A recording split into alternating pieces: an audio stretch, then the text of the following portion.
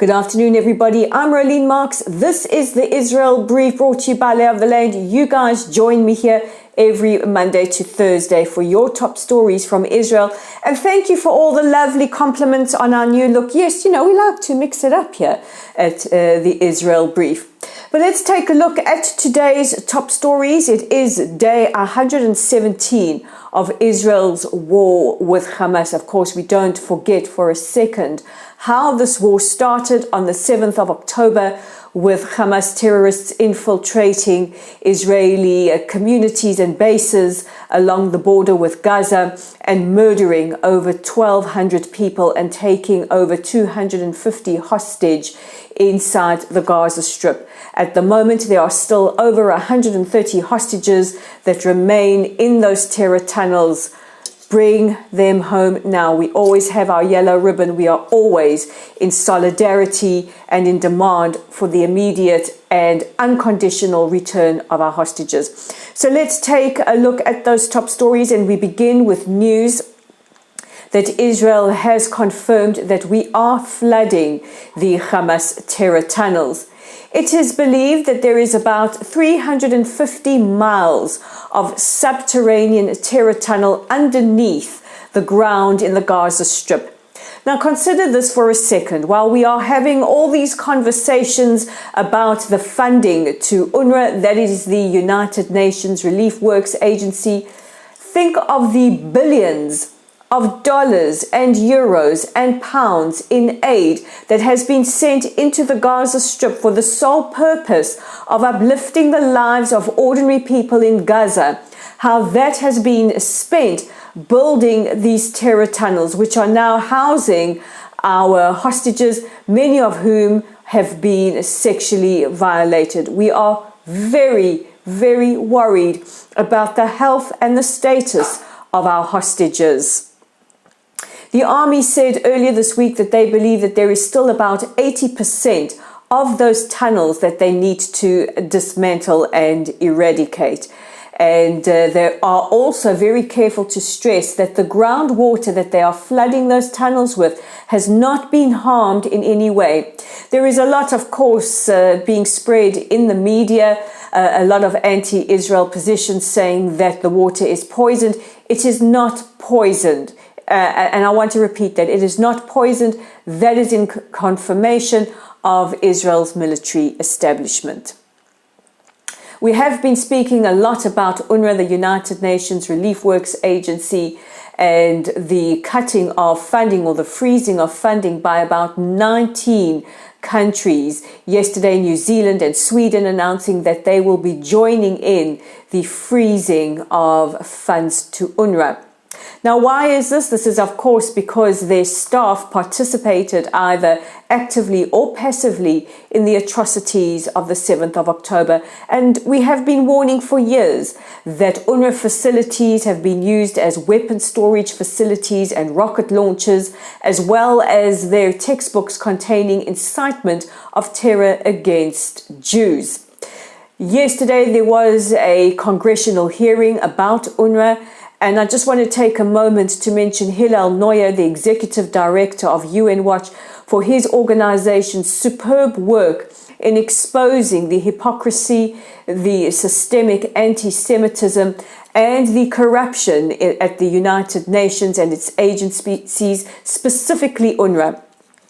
I encourage you all to find the UN Watch YouTube channel and watch Hillel's excellent 8-minute presentation to Congress.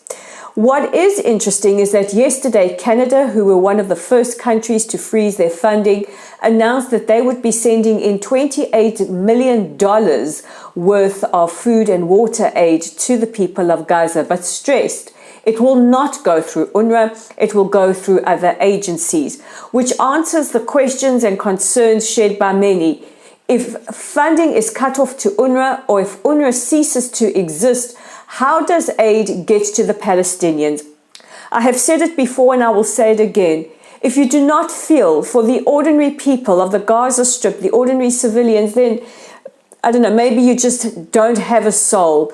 I feel, and I know that there were many Gazan civilians involved on the 7th of October, but there were very many who weren't and are taking enormous strain and enduring unbelievable hardships as a result of this war that Hamas has forced on us.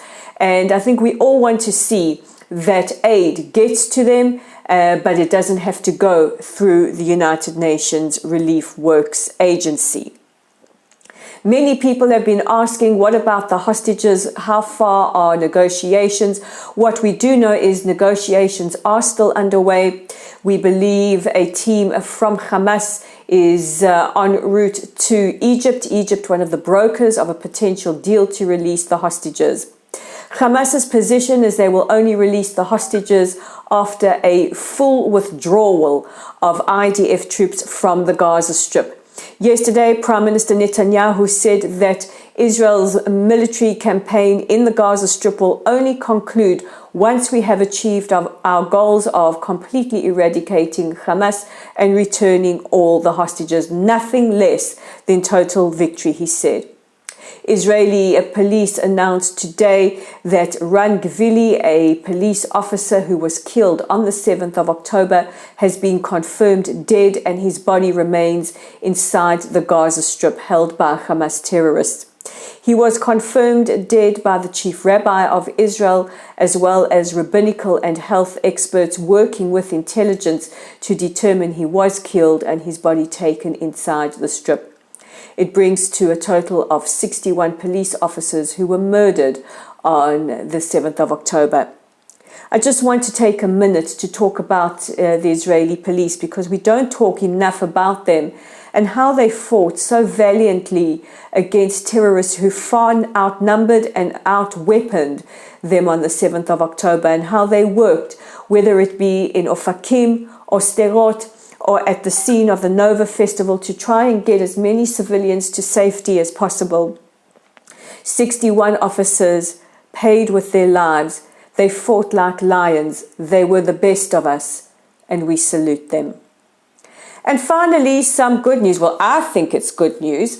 Roger Waters, the former member of Pink Floyd, who famously has fallen out with his former bandmates because of his diabolical hatred and anti-Semitism. His record company BMG have announced that they will be releasing him from his contract. They cite his diabolical comments with regards to Israel and Ukraine. Waters is an